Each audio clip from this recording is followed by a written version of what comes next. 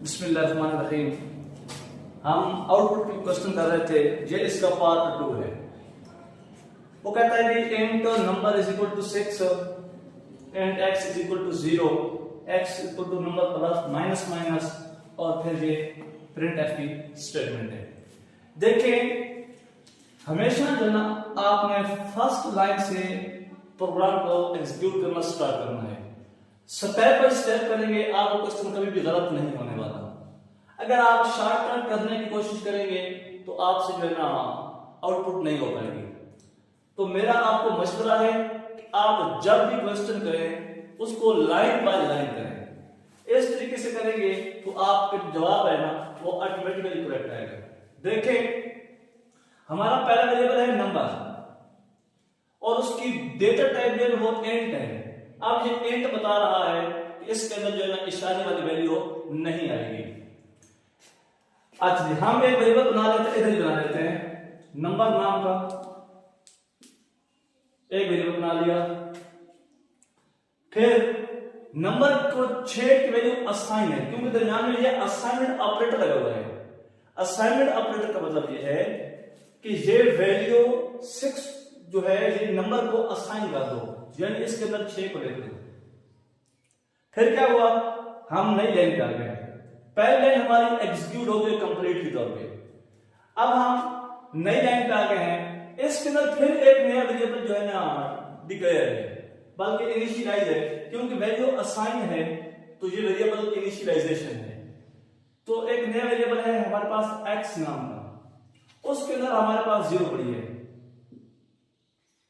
हमारी दूसरी लाइन भी एग्जीक्यूट हो गई। अब हम आ जाते हैं तीसरी लाइन में। तीसरी लाइन में क्या है, x is equal to number minus minus. अब यहां पे 2 स्टेप हो रहे हैं। पहला स्टेप हो रहा है नंबर का, यानी जो चीज नंबर में पड़ी है वो x को दे दो। नंबर में क्या पड़ा है, 6 पड़ा है, तो 6 जो है ना यहां पे आप x को दे दें। x के अंदर पहले 0 पड़ा था, अब नंबर के अंदर 6 पड़ा था, तो 6 हमने x को दे दिया है। फिर आगे पोस्ट फिक्स डिक्रीमेंट लगा हुआ है, यहां पे यानी माइनस माइनस शो करता है डिक्रीमेंट ऑपरेटर, वैल्यू को डिक्रीज करो। अब दूसरा काम ये करना है कि ये जो माइनस माइनस लगा हुआ है इसका मतलब यह है कि इसकी वैल्यू को डिक्रीज कर दो, 6 से 5 कर दो, वैल्यू 6 से 5 हो गई। फिर नेक्स्ट देखेंगे, प्रिंटफ करें परसेंट बी, यानी परसेंट बी फॉरवर्ड स्पेसिफायर लगा हुआ है, मतलब एक कॉमा के बाद जो वेरिएबल पड़ा है उसकी वैल्यू यहां पे लगा दो, 6 आ गई, क्योंकि x में 6 पड़ा है। फिर लगा स्लैश n, क्या मतलब है, कंट्रोल को नई लाइन पे चले जाओ, कंट्रोल में हमारा नई लाइन पे आ गया। लेकिन बाकी हमारी जो लास्ट स्टेटमेंट थी तो ये हमारी आउटपुट होगी।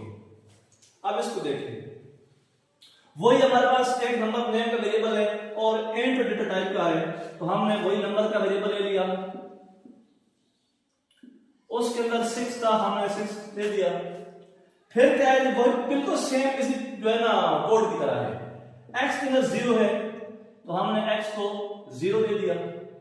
क्या हुआ, आप देखें इसके अंदर और इसके अंदर क्या डिफरेंस है। यहां पे था नंबर माइनस माइनस, यानी पोस्ट फिक्स डिक्रीमेंट था। यहां पे क्या है, माइनस माइनस नंबर, ये है प्रीफिक्स डिक्रीमेंट।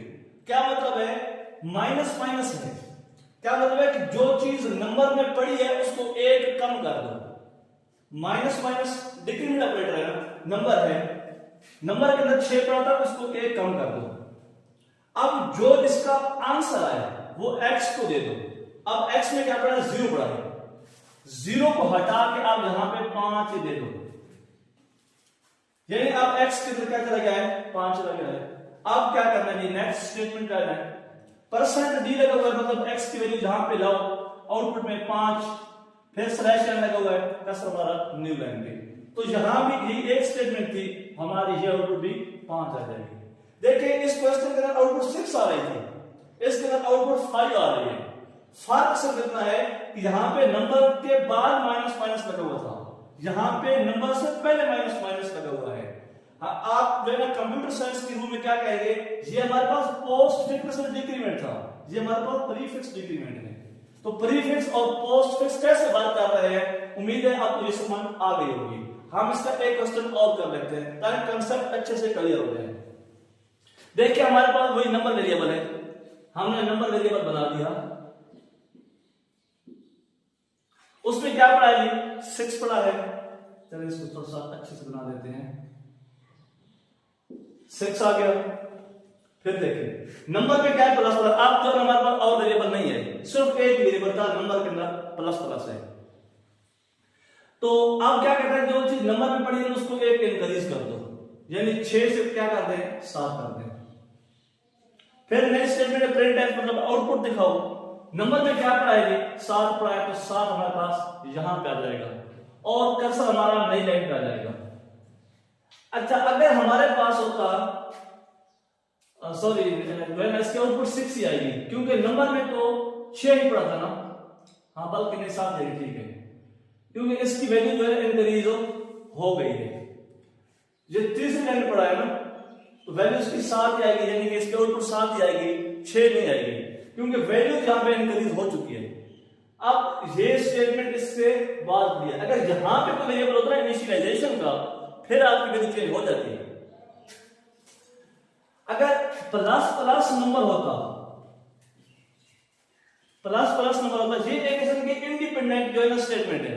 इंडिपेंडेंट के अंदर चाहे पोस्ट फिक्स हो चाहे प्री फिक्स हो, वो सेम ही वर्क करते हैं। तो ये हमारा कोड था, तो इसकी आउटपुट हमारे पास 7 ही आएगी, क्योंकि अब नंबर के अंदर 7 आया हुआ है।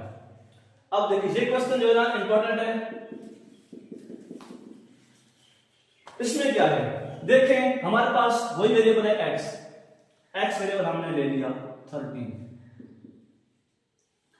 फिर हमारे पास दूसरा वेरिएबल है वाई, सॉरी 3 है,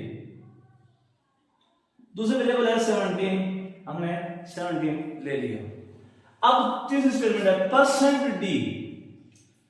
डी है, तो मतलब ये है कि जो पहला वेरिएबल पड़ा है उसकी वैल्यू उठाओ, क्या लिखा हुआ है एक्स और वाई, मतलब एक्स को ऊपर रखें वाई को नीचे, डिवाइड करें तो 7 जो है 3 को डिवाइड नहीं करता, तो आंसर इसका 0 ही आएगा, क्योंकि 0 पार्ट टेबल जाएगा ना, ये रिमाइंडर में चल जाएगा। तो हमारे पास इसकी जगह जो है ना क्या आ जाएगी 0 आ जाएगी, क्योंकि हम डायरेक्ट आउटपुट निकाल रहे हैं। अब ये एग्जीक्यूट हो गया, अब इस नेक्स्ट को एग्जीक्यूट करेंगे, परसेंट डी है, अब आप क्या लिखा हुआ है वाई ओवर एक्स लिखा हुआ है, यानी क्या मतलब है, अब वाई को ऊपर रखें एक्स को नीचे, यानी 7 को ऊपर 17 है ना 17 है, यानी 17 को ऊपर और 3 को नीचे। देखिए 3 का टेबल इसके ऊपर 5 आ जाएगा।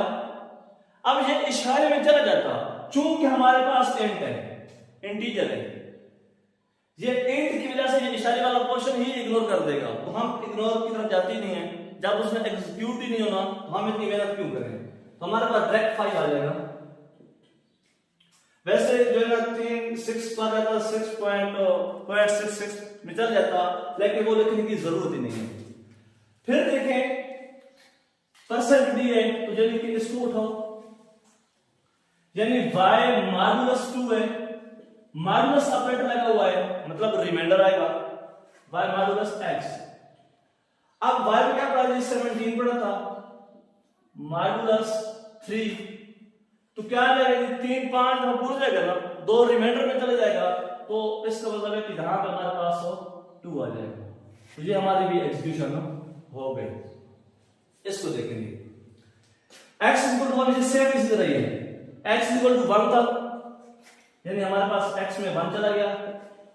फिर x प्लस प्लस है, कौन सा है ऑपरेटर, पोस्ट और डिक्रीमेंट इंक्रीमेंट, तो 1 के बजाय 2 कर देगा और इसको जो है ना अपलोड कर देगा 2 को, और उसके बाद x प्लस प्लस लगा, यानी ये प्लस प्लस बाद में लगा हुआ है, x की वैल्यू 2 से 3 हो जाएगी, लेकिन ये आउटपुट में नहीं आएगी, क्योंकि आउटपुट के अंदर ये पहला x चल जाएगा।